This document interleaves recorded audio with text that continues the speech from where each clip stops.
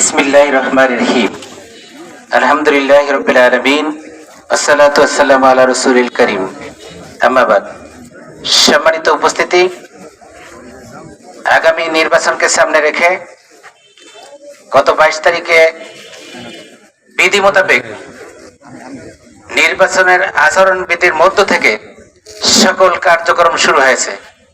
তার অংশ হিসেবে মুলাদী পৌরসভার 7 নং ওয়ার্ডে ক্যাম্পিং চলাকালীন একদল সন্ত্রাসী আমাদের ভাইদের উপরে হামলা চালিয়েছে। তার তীব্র প্রতিবাদের জন্য আজকে আমরা প্রতিবাদ মিছিলের আয়োজন করেছি মুলাদী পৌরসভার উদ্যোগে। আমাদের আজকে এই প্রতিবাদ মিছিলে উপস্থিত আছেন প্রধান অতিথি হিসেবে বাংলাদেশ জামাত ইসলামী মুলাদী উপজেলা শাখার সংগ্রামী আমির হযরত মাওলানা মোহাম্মদ আবু সালেহ সহ উপজেলা পর্যায়ের বিভিন্ন দায়িত্বশীল বৃন্দ, অত্র প্রতিবাদ সমাবেশের সম্মানিত সভাপতি সহ অন্যান্য নেতৃবৃন্দ, সবাই আমার আন্তরিক সালাম গ্রহণ করুন। আসসালামু আলাইকুম ওয়া রাহমাতুল্লাহ। আপনারা কি কালকের হামলা কি ভয় পান? আমরা কিন্তু আগামী নির্বাচন 12 তারিখে নির্বাচনের জন্য প্রস্তুত। আগামী আমিরে জামাত 22 তারিখে ঢাকা 15 আসনে ঘোষণা করেছে আমাদের জোটের প্রার্থী দাঁড়িপাল্লার প্রার্থী, ঠিক কিনা? আমরা জোটের পক্ষে সক্রিয়ভাবে দায়িত্ব পালন করব। সেই ক্ষেত্রে হালকা পাতলা হুমকি দুমকি আসছে, এর চাইতে কঠিন হুমকি আসলো আমরা আগামীতে আন্দোলনের মাধ্যমে তা প্রতিহত করব ইনশাআল্লাহ।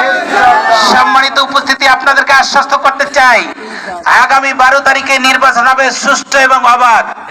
সেই ক্ষেত্রে যারা হুমকি তুমকি দিচ্ছে, আমাদের মা বোনদেরকে ইজ্জতের হুমকি দিচ্ছে, আমাদেরকে কেন্দ্রে ঢুকতে দিবে না, কেন্দ্র দখলের চিন্তা করছে, তাদের যদি এই চিন্তা মাথার মধ্যে থেকে থাকে তাইলে তার স্ত্রী, তার আত্মীয় স্বজনের কাছে তাদের জীবনের বিদায় নিয়ে আসতে হবে।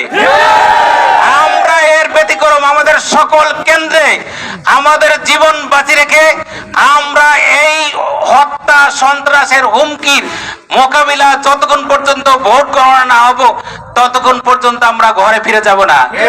সম্মানিত উপস্থিতি, আমাদের প্রার্থী বলেছে, সে বলেছে আমরা যদি এই প্রশাসন যে কোনো মূল্যেই হোক আগামীতে যদি ভোট যদি সে কি না করে, সে যদি সুষ্ঠু করতে ব্যর্থ হয় তাহলে নির্বাচন কমিশনের চাকরি থাকবে না। আমরা বিগত দিনে অনেক সহ্য করেছি, আমরা এই নির্বাচনে আমরা এই ধরনের হুমকি ধুমকি এবং বিশৃঙ্খলাকে সহ্য করবো না ইনশাল্লাহ। সম্মানিত উপস্থিতি, আমাদের প্রার্থী শুধু মুলাদী বাবুগঞ্জের প্রার্থী না, সে হচ্ছে জাতীয় মানের একজন লিডার। সেই ক্ষেত্রে ওনার অবস্থান আমরা ভয় পাওয়ার কোনো কারণ নাই।